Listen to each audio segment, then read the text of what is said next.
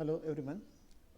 In this session, I am going to explain the financial market, which is related to 4th semester bcom, Karnataka University, Dharwad, Government Arts and Science College, Autonomous, Karwar.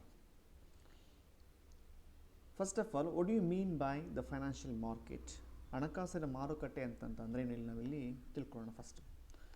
The financial market, it exists wherever financial transaction, that is the dealing of financial instrument, take place between all those including institution which serve a link between those who need and hence to borrow funds and those who provide or lends funds. ಹಣಕಾಸಿನ ಮಾರುಕಟ್ಟೆ ಅಂತಂದರೆ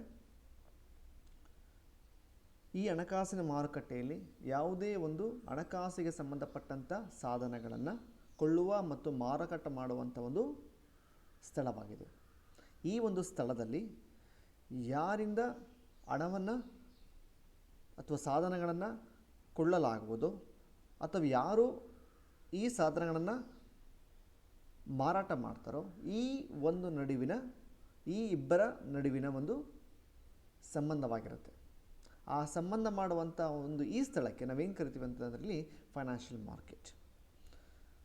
The another term is the financial market are the center or arrangement that provide the facilitate for buying and selling of financial claims and services.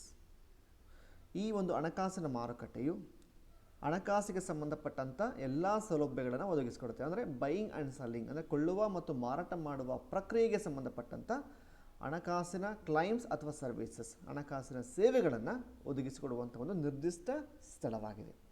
ಹಾಗಾದರೆ ನಾವಿಲ್ಲಿ ನೋಡ್ಕೊಳ್ಬೋದು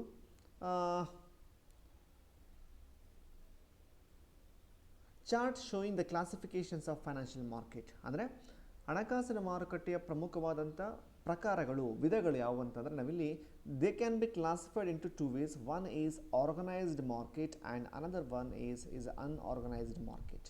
that means ಸಂಘಟಿತ ಮಾರುಕಟ್ಟೆ ಮತ್ತು ಅಸಂಘಟಿತ ಮಾರುಕಟ್ಟೆಯನ್ನಾಗಿ ನಾವಿಲ್ಲಿ ವರ್ಗೀಕರಣ ಮಾಡ್ಬೋದು. ಫಸ್ಟ್ಲಿ ದ ಸಂಘಟಿತ ಮಾರುಕಟ್ಟೆ ಅಂತಂದರೆ ಆರ್ಗನೈಸ್ಡ್ ಮಾರ್ಕೆಟ್ ಅಂತಂದ್ರೇನು?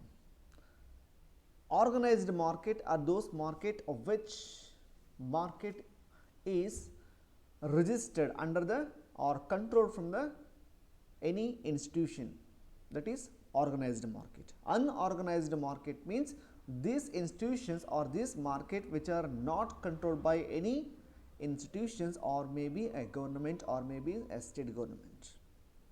This organized sector may be classified into further two ways. One is a capital market and another is a money market. ಸಂಘಟಿತ ಮಾರುಕಟ್ಟೆಯನ್ನು ಎರಡು ಪ್ರಕಾರವಾಗಿ ನಾವು ವಿಂಗಡಣೆ ಮಾಡ್ಬೋದು. ಮೊದಲನೇದು ಬಂಡವಾಳ ಮಾರುಕಟ್ಟೆ, ಎರಡನೇದು ಹಣದ ಮಾರುಕಟ್ಟೆ.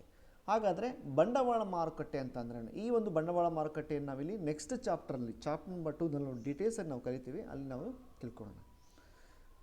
Next classifications of capital market. The classifications of capital ಮಾರ್ಕೆಟ್ನಲ್ಲಿ can be further classified into this one: industrial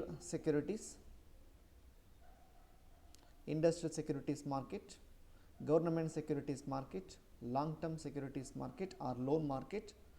This industrial securities market also can be classified into further two ways. One is the primary market and secondary market. Next is money market. ಹಣದ ಮಾರುಕಟ್ಟೆಯನ್ನು ಎಷ್ಟು ಭಾಗಗಳಾಗಿ ನಾವು ವಿಂಗಡಣೆ ಮಾಡಬಹುದು. ಇಲ್ಲಿ call money market, commercial bill market, treasury bill market, short term loan market. ಅಂದರೆ ಕರೆ ಹಣ ಮಾರುಕಟ್ಟೆ, ವಾಣಿಜ್ಯ ಬಿಲ್ಲು ಮಾರುಕಟ್ಟೆ, ಟ್ರೆಜರಿ ಮಾರುಕಟ್ಟೆ, ಅಲ್ಪಾವಧಿ ಸಾಲ ಮಾರುಕಟ್ಟೆ ಮತ್ತು ವಿವಿಧ ಪ್ರಕಾರಗಳಿಗೆ ಅಂದರೆ term loan, market for mortgages, market for financial guarantees ಅನ್ನೋ ಪ್ರಕಾರವಾಗಿ ನಾವು ವಿಂಗಡಣೆ ಮಾಡ್ಬೋದು. Next unorganised market. This market cannot be controlled by any institutions or may be any government. So ಯಾರು ಬರ್ತಾರೆ ಹಾಗಾದರೆ money lenders, indigenous banker etcetera. So next I am going to explain financial market classification. Here we can understand what the financial market explain in briefly. Okay, so in this explanations we can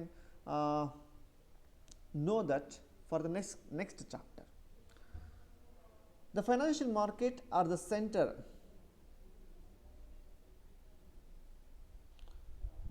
provides the facility for financial transaction, that is a creations and transfer of financial assets or client. ಈ ಹಣಕಾಸಿನ ಮಾರುಕಟ್ಟೆಯಲ್ಲಿ ಹಣಕಾಸಿನ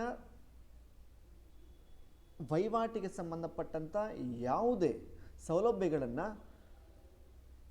ವರ್ಗಾವಣೆಯನ್ನು ಒಬ್ಬ ವ್ಯಕ್ತಿಯಿಂದ ಮತ್ತೊಬ್ಬ ವ್ಯಕ್ತಿಗೆ ಮಾರಾಟ ಮಾಡುವಂಥದ್ದು ಅಥವಾ ಕೊಳ್ಳುವಂಥದ್ದು. ಅಂದರೆ ಮಾರಾಟ ಮಾಡುವ ವ್ಯಕ್ತಿ ಮತ್ತು ಕೊಳ್ಳುವ ವ್ಯಕ್ತಿನ ನಡುವಿನ ಸಂಬಂಧವನ್ನು ನಾವೇನು ಕರಿತೀವಿ ಅಂದರೆ ಈ ನಿರ್ದಿಷ್ಟ ಮಾಡುವಂಥ ಸ್ಥಳಕ್ಕೆ ಹಣಕಾಸಿನ ಮಾರುಕಟ್ಟೆ ಅಂತ ನಾವಿಲ್ಲಿ ಕರೆಯಬಹುದಾಗಿದೆ. Next the classifications of financial market, organised and unorganised ಮಾರ್ಕೆಟನ್ನು ನಾವಿಲ್ಲಿ details for the next chapter ನಾವಿಲ್ಲಿ ಕಲಿಬಹುದಾಗಿದೆ. ಚಾಪ್ಟರ್ ನಂಬರ್ 2 ಇನ್ ಡೆಪ್ತ್ ಇರ್ತದೆ. ನೆಕ್ಸ್ಟ್ ಬರೋಣ. ಹಾಗಾದರೆ ಫಾರಿನ್ ಎಕ್ಸ್ಚೇಂಜ್ ಮಾರ್ಕೆಟ್ ಅಂತ ಅಂದರೆ ಏನು? ಫಾರೆಕ್ಸ್ ಮಾರ್ಕೆಟ್ ಅಂತ ನಾವೆಲ್ಲಿ ಕರಿತೀವಿ.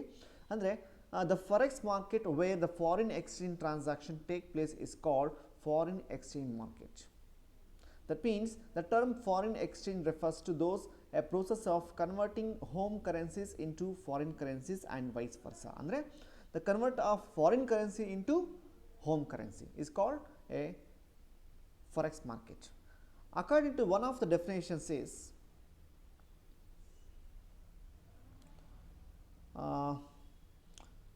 Dr. Paul Enzing, foreign exchange is a system of converting one national currency into the another and of transferring money from one country into the another.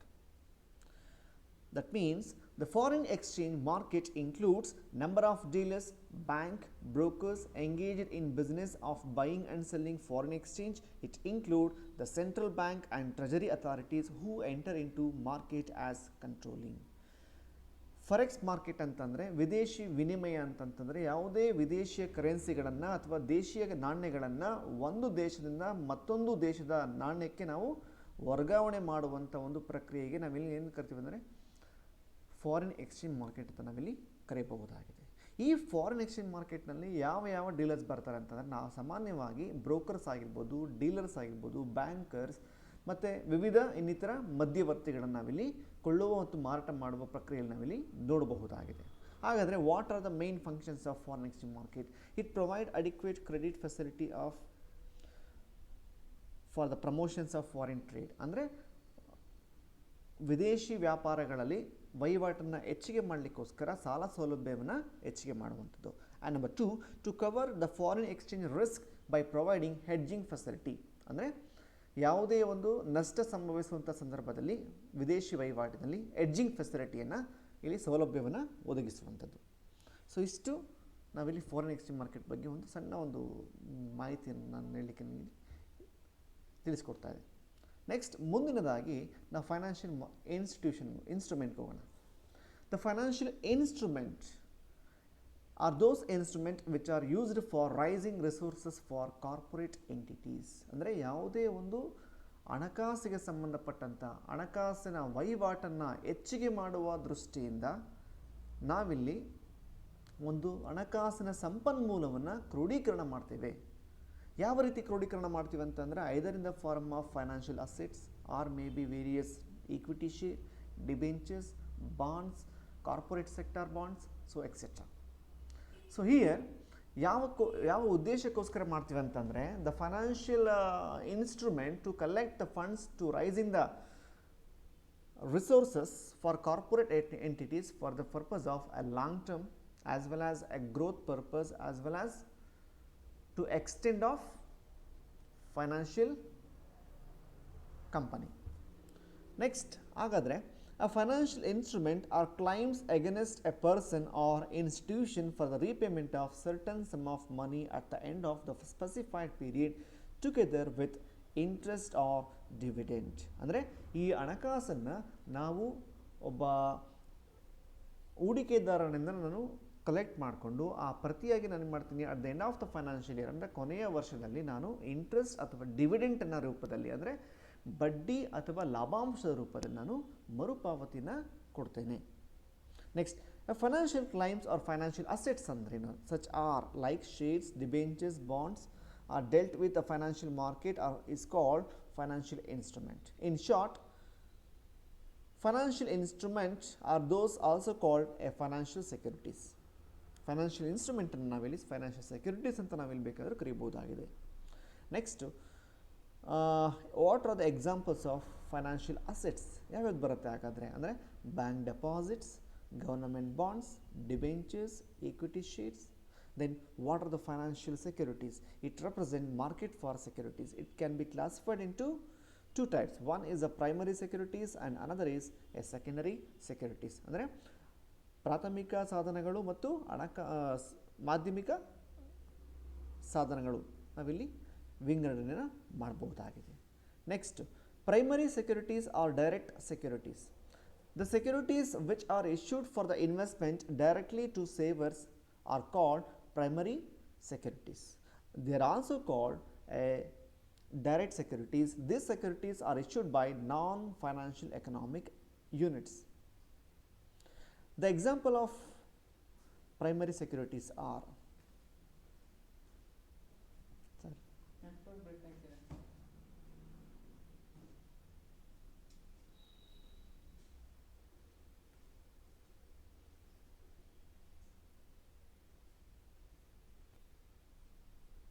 The example of primary securities are equity shares, debentures, preference shares, etc. Next, secondary securities. Secondary securities or indirect securities are issued financial intermediaries to the savers are called secondary securities. Example, the units of mutual fund, policies of insurance company and bank deposit, etc. Another term, the classifications of financial securities on the basis of their duration. ಅವಧಿಯ ಆಧಾರದ ಮೇಲೆ ನಾವಿಲ್ಲಿ classifications ಮಾಡ್ಬೋದು. ಯಾವುದಂತಂದರೆ short term securities, medium term securities and long term securities. Short term securities ಅಂತಂದ್ರೇನು?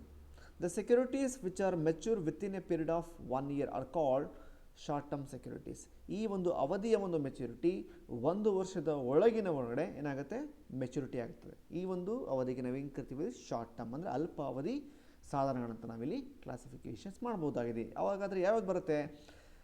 Bill of exchange, treasury bills, promissory notes. So these are the example of short term securities. Next, medium term securities. The medium term securities are those securities nature of ಅಥವಾ mature after the period of 1 year but within a 5 year are called the term of medium securities. ಅಂದರೆ ಯಾವುದೇ ಹಣಕಾಸಿನ ಸಾಧನಗಳು ಇಲ್ಲಿ matured ಆಗುವಂಥ ಒಂದು ಅವಧಿ 1 ವರ್ಷದ ಮೇಲೆ ಅಥವಾ 5 ವರ್ಷದ ಒಳಗಿನ ನಡುವಿನ ಒಂದು ಮೆಚುರಿಟಿ ಪೀರಿಯಡನ್ನು ನಾವೇನು ಕರಿತೀವಿ ಅಂದರೆ ಮೀಡಿಯಮ್ ಟರ್ಮ್ ಸೆಕ್ಯೂರಿಟೀಸ್ ಅಂತ ನಾವಿಲ್ಲಿ ಕರೆಯಲಾಗುವುದು. Next long term securities. Long term securities are those securities matured after 5 years are called long term securities. Example preference shares, equity shares etcetera. ಅಂದರೆ ಯಾವುದೇ ಒಂದು ಮೆಚುರಿಟಿ ಪೀರಿಯಡ್ನ ಅವಧಿ 5 ವರ್ಷಕ್ಕಿಂತ ಮೇಲ್ಪಟ್ಟಿರ್ತದೆ. ಈ ಒಂದು ಅವಧಿಗೆ ನಾವೇನು ಕರಿತೀವಿ, ಲಾಂಗ್ ಟರ್ಮ್ ಸೆಕ್ಯೂರಿಟೀಸ್ ಅಂತ ನಾವಿಲ್ಲಿ ಕರಿಬೋದು. Example preference shares, equity shares, bonds, etc. So these are all the financial market and financial instrument classifications. Thank you.